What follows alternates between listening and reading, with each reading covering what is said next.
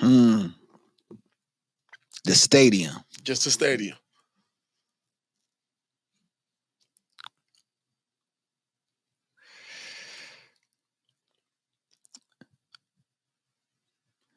I got him with that one, y'all. No, I'm because I'm gonna tell you. Shout out. I'm gonna go with Mullenkoff. Mullenkoff Stadium. Coach Birch took me through a tour through the indoor facility, the backdrop it has on there. So I like how they've redid the track around the field. For sure. So if I have to look at the facility, the best facilities we've been in, I'm gonna go. We talking about the stadium. The stadium. I'm going with Mullenkoff Stadium. Well, you know me, I'm piggybacking off that. You know what I mean? I'm too biased when it comes to that. You ever ask me what's the best stadium? I'm always going Mullenkoff. You know what I mean? Shout out to the crib, man. For sure. What's the best atmosphere? Just atmosphere. Best atmosphere we've been in this year. Walsh Jesuits hosting Akron Hoban. I was going back and forth. That was a great one. I'm gonna go Cam McKinley Maslin. Cam McKinley. I'm gonna go Cam McKinley Maslin. But that was a great one. To kind of piggyback, I think I'm gonna flip my answer on this next one. What's the best game? Best game we've been at. Just the game. The best game of the year? Yep. Akron Hoban at Walsh Jesuit. Yeah, I'm agree with you on that one. I think Walsh Jesuit, Akron Hoban won week 7. I think that was the best game. Great atmosphere, like you said. So, I agree with you on that. The last one, bro. What's the biggest surprise, good or bad? Something that caught you off guard this year as far as what you were thinking about a player, a team, a program going into the season, and whether they underperformed or overperformed your expectations or something caught you off guard this year? Biggest surprise.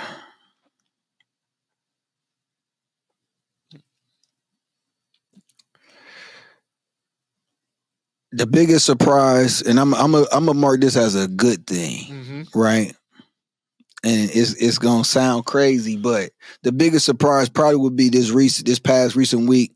If you would have watching Ursuline up close for the last 2 years, if you would have told me they wouldn't get in the end zone for 6, right? I was 24 hours later. I was like, yeah. It was puzzling, and the reason I say it's a good thing. Now, the reason I said is obviously it's not what you want to see, but the outcome, the outcome. But the reason I say that was good because my whole thing with Ursuline, we around that program close and we seen them playing at a high level, and they were, they dominated for 13 weeks straight. You know what I'm saying?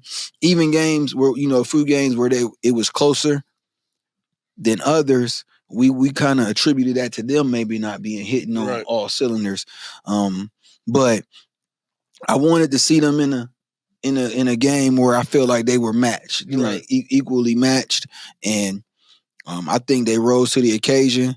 I think that pound for pound, like I said, pound for pound, a 1-point game, and maybe the weather conditions different. Maybe he hit that 55-yarder. Right. They were still because even they still had a chance of winning even with 33 seconds left. Right. So they were still threatening. They were still threatening. Like it wasn't over just after that. With that 33 seconds left, they still were. They did a good job, and they did a good job. You could tell they work on it also, but they did a good job of having a couple plays ready to be able to get the ball in position to get the kicker a chance. A shout out to the kicker, man. Right. He had a great game. I mean, they only had 6 points, so you put all the points on the board.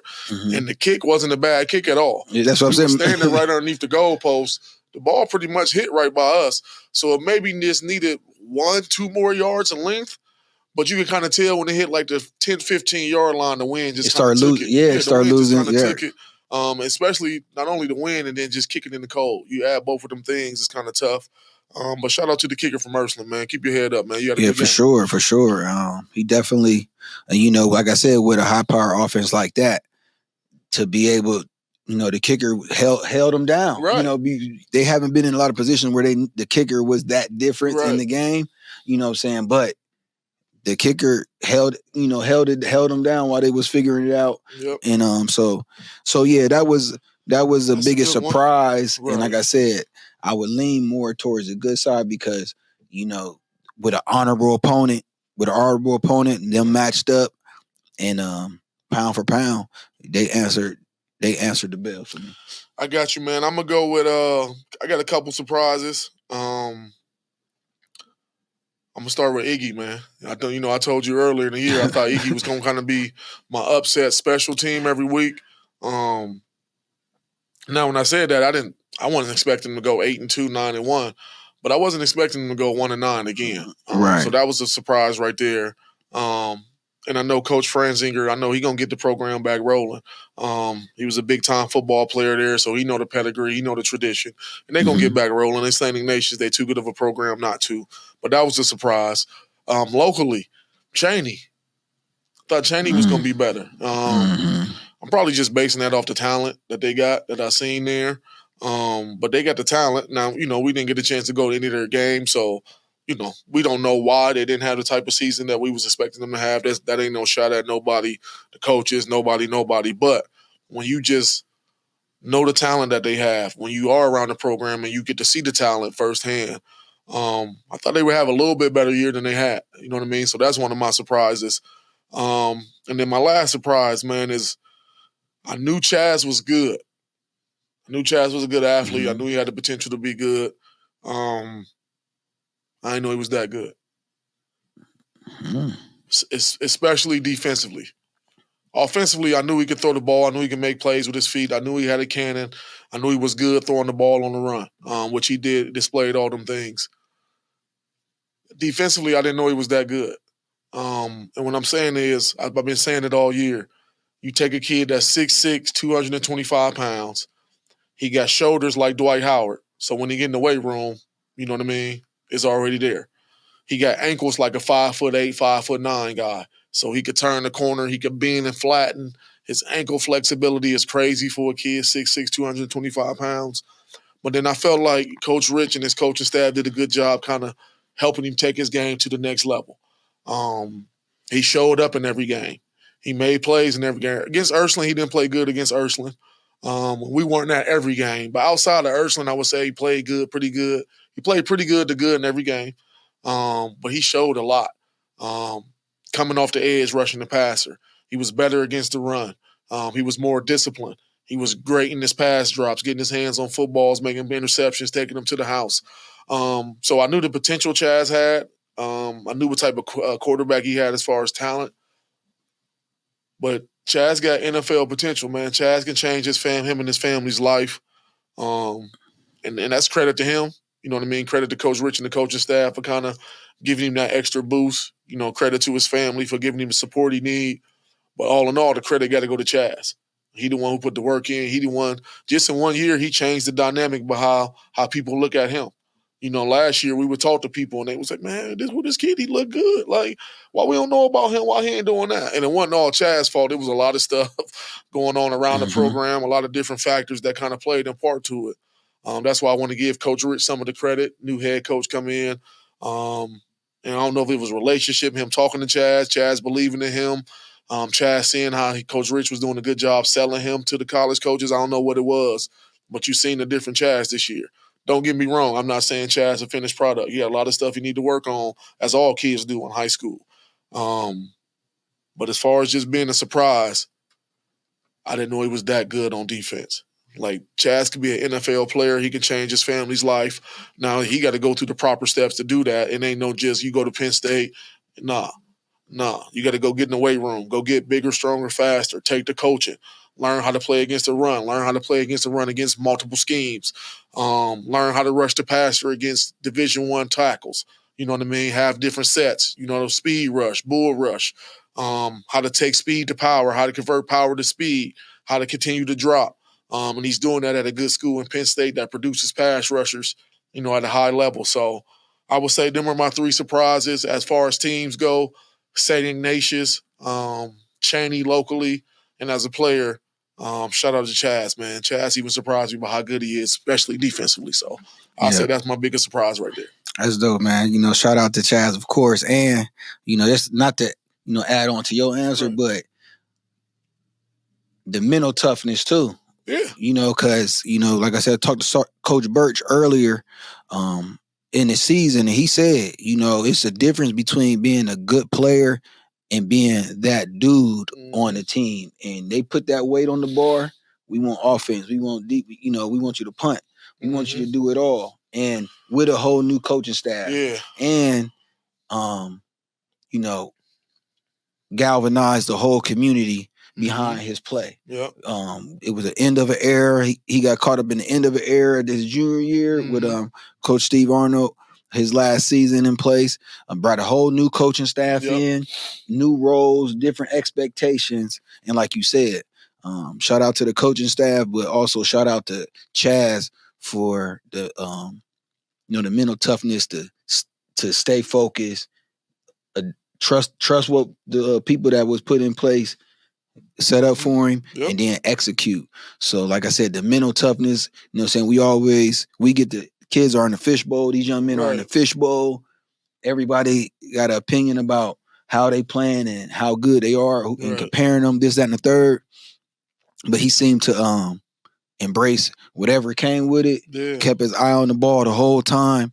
And like I said, through his play, was able to galvanize a whole football community in Warren, and also, he set the example. Yes. He set the example for the younger guys coming behind him, going out, being committed to Penn State. He set the trail back on fire. It's back on fire. He set the trail back on fire. You know what I mean? That's why I wanted to give Coach Rich some credit. But you made a good point, bro. That made me think about something else. You know what I mean? Shout out to Coach Ongaro, defensive coordinator, new defensive coordinator, came in for putting Chaz in the 3-4 and letting him go. A lot of times, you can't have your best year or have a good year unless you're in the right scheme, in the right situation. So shout out to Coach Ongaro. Shout out to my guy, Coach Manny. Shout out to Davion Smith. I know a lot of them guys work with the linebackers. So they did a good job with Chaz. And again, I'm old school, so anytime you're giving the kid too much love, you don't want to give him too much. Chaz got a lot of stuff he need to continue to work on as a player, as a person, as we all do. But the sky's the limit. I'm from Warren. I love all Warren kids, as I know you do. He's one of ours. He's from Warren. I know the family. Shout out to the family. And we're going to be praying and wishing and hoping like heck that Chaz reaches even half of the potential he has, because he'll be able to change his life and his family's life. For sure. And more importantly, he'll be able to change his future family's life and be able to set them a little more differently than some of our kids are in Warren. So shout out to the kid. Indeed, man. Shout out to the guys, man. That's our overtime segment for this week, Coach. I appreciate it. It was great questions, man. You know it.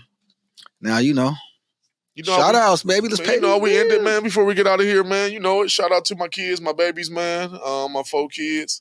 Shout out to my son in heaven. I miss you. Shout out to my granddaughter. Got to spend some time with them for Thanksgiving. You know what I mean? Shout out to their mom, Keela. I appreciate it.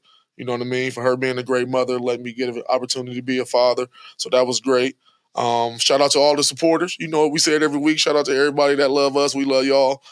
Shout out to nephew over here on the ones and twos. We got the best producer, like we say every week. So shout out to my nephew. I appreciate you. Shout out to the Mr. Football finalists we had from Northeast Ohio. Scotty Fox from Menor, Nolan Good from Avon, and Keller Moulton from Walsh Jesuit. Good luck to them guys. I'm pretty sure it get announced on Thursday, December the 4th. So good luck to all them guys, man. Shout out to all the teams, programs, coaches, and fan bases that advanced to the state championship game this week. Good luck to you, man. We wish you nothing but success and nothing but luck. You know what I mean? May the best team win, but good luck to everybody. Shout out to all the athletic directors that we worked with this year that gave us access on game night media credentials. Shout out to all the coaches that gave us access, whether it was practices, coming to take pictures, interviews after the game, interviewing them when sometimes they just want to get in the locker room and celebrate with their teammates or celebrate with their players if it's a coach. So we appreciate you giving us that type of access. And shout out to my son, man, and his basketball team. They got their first game tomorrow, man. So good luck to the boys, man. Shout out to my son. I love you. Good luck. And that's it, man. All my shout outs, baby. From out, as always, shout out to the family, man. Shout out to the team, interviews, family, the interviews team, everybody who play their part to help us bring this content to you guys. Sure. Shout out to Coach. He tireless research and making us familiar with the players in our area, players outside our area, so we can talk smart about what we're doing. shout out to the whole football community. For sure. You get what I'm saying? Yep. So, you know, all the media outlets that on the sideline, in the weather, good weather, bad weather, Yep. you know, so, you know what I'm saying? Shout out to everybody, of course, you know. State championship week. You know what I'm saying? Holler at us, man. Get us in the place.